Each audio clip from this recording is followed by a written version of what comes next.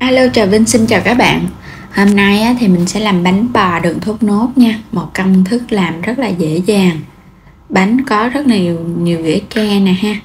Bột thì trong, có cái độ dai mềm và mình ăn qua ngày vẫn ngon luôn. Với cách làm này các bạn không có cần ủ bột nhiều lần, chỉ cần một lần ủ bột. Bột cũng không cần phải nhồi cho cực nữa. Rất là đơn giản luôn. Mời các bạn cùng vào bếp để thực hiện món bánh bò ngon này nha. Mình có chuẩn bị ở đây là 250g bột gạo. Các bạn dùng cái loại bột gạo dạng hạt nó sẽ ngon hơn loại mịn. 2 muỗng canh bột năng, 200g đường thốt nốt, 450ml nước dừa tươi hoặc là nước lọc cũng được, hoặc là sữa tươi cũng được. Men thì mình có 1 muỗng cà phê, 1 muỗng cà phê bột nở luôn, chút muối, vani. Đường thốt nốt này nó có 1 viên vậy nè, cho nên là các bạn sẽ xắt ra nhỏ nhỏ.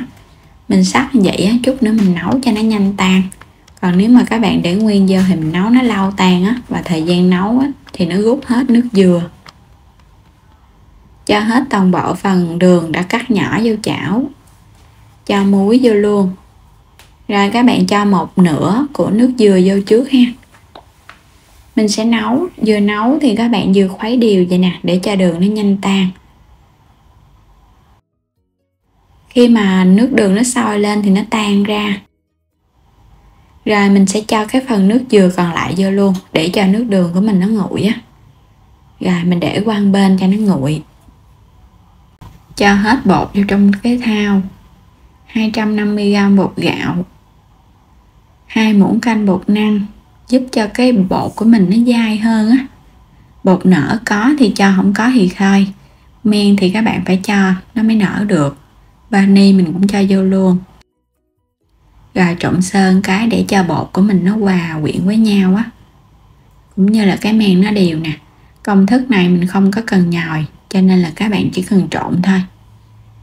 Rồi mình sẽ lấy cái hỗn hợp nước dừa đường cho vô. Và các bạn phải nhớ là nó chỉ hơi ấm ấm nhẹ nhẹ mình mới cho vô nha. Đừng có cho nóng quá là men nó sẽ bị chết, thì bột nó không có nở được á. Cho thì mình cũng cho vô từ từ thôi nè. Rồi cái mình trộn đều. Trộn cho bột nó tan đều ra. Cái loại bột gạo mà nó dạng hạt á, thì cái bánh bò của mình nó có rễ tre nhiều hơn cái loại là bột mịn. Nhưng mà nếu không tìm được thì các bạn cứ dùng cái loại bột mịn nha. Mình trộn cho bột nó tan ra xong thì bột của mình nó sẽ có dạng hơi đặc vậy nè. Các bạn sẽ khuấy đều.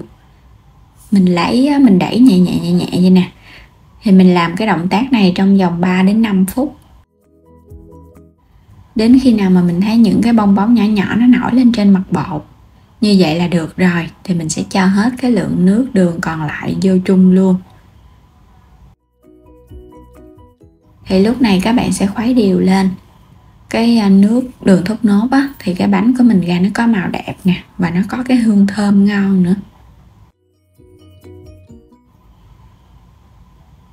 Khuấy cho hỗn hợp này nó tan đều ra nha. Cái bước khuấy này cũng giúp cho bánh có rễ tre mà không cần phải nhồi. Bước này thì các bạn khuấy thêm 2 đến 5 phút nữa. Rồi mình cho vào đây 2 muỗng canh dầu ăn. Trộn đều lên. Vì mình dùng cái đây là nước dừa tươi cho nên cho dầu ăn. Nếu các bạn dùng nước cốt dừa thì khỏi cho dầu ăn ha. Rồi bây giờ mình sẽ đậy kín lại. Và thời gian ủ thì từ 1,5 tiếng cho đến 2 tiếng đồng hồ, tùy theo thời tiết nóng hay lạnh nữa. Mình ủ đến 2 tiếng. Khi mà mình thấy bột nó nổi lên trên hết thì mình hãy chuẩn bị khuôn. Và nhớ thoa dầu để mà mình chống dính á, khi cái bánh nó chín á, nó không có bị dính khuôn. Thoa lên trên cái viền của cái khuôn luôn nha. Rồi mình đem hấp cho nóng. Khuấy bột đều lên. Thời gian mà mình ủ á, khi mà các bạn có trời nắng á, đem ra phơi nắng thì nó nhanh nở lắm. Phơi nắng thì khoảng 1 tiếng đồng hồ là bột nó nở à. Còn nếu không có nắng thì có thể ngâm ở trong cái thau nước nóng. Quay trở lại cái nồi hấp. Hấp cho cái khuôn nóng lên. Nước phải sôi, các bạn hãy cho bột vô nha. Bánh bò thì phải hấp từ lúc nước sôi, bánh nó mới nở ngon. Rồi và mình đậy thì nhớ phủ cái khăn, hấp nửa tiếng với lửa trên trung bình. Sau nửa tiếng thì bánh của mình nó chín rồi. Lúc này tắt bếp luôn. Rồi mình mở nắp ra. Rất là thơm luôn, thơm cái đường thốt nốt nè. Bánh thì có thể để cho nó nguội bớt chút xíu, để cho nó tróc ra khỏi khuôn dễ dàng. Mình sẽ lấy cái khuôn bánh ra. Rất là nhiều rễ tre, bánh thì mềm mịn. Đây các bạn thấy rễ tre nó nở rồi nó nứt ra luôn nè. Mình không có cần nhồi bột luôn á, mà chỉ cần ủ bột một lần thôi à, không có cần phải ủ đến 2 lần nữa. Mình thấy cái công thức này bánh rất là ngon, có cái độ mềm và mình để qua ngày hôm sau luôn, bánh ăn vẫn mềm chứ nó không có bị khô, không có bị cứng.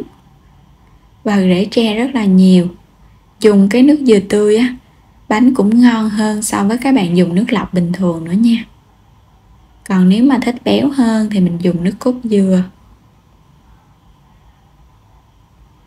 Và mình không có làm nước cốt dừa cho nên mình sẽ ăn kèm với dừa gám mình nạo nhỏ ra. Hoặc là các bạn thắng nước cốt dừa rồi cái mình chan lên ăn cũng ngon nữa đó. Ăn cùng với dừa nạo thì bánh bò của mình nó có cái độ béo giòn giòn và mình thấy lạ miệng hơn.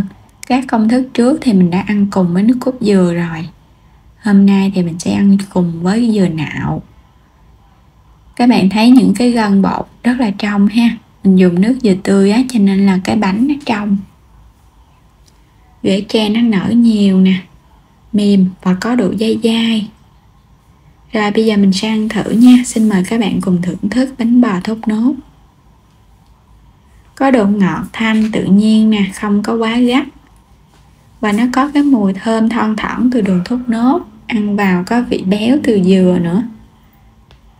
Nếu mà thích béo hơn các bạn chan thêm nước cốt dừa nữa rất là đậm đà. Mình thấy cái rễ tre nè, nó nhiều, nó đầy, dày đặc cái bánh luôn á. Với công thức này thì các bạn có thể dễ dàng để thành công ngay món bánh bò hấp hoặc là bánh bò nướng. Công thức nào cũng ngon nha, hấp hoặc nướng bánh cũng đều siêu mềm và rất là nhiều rễ tre.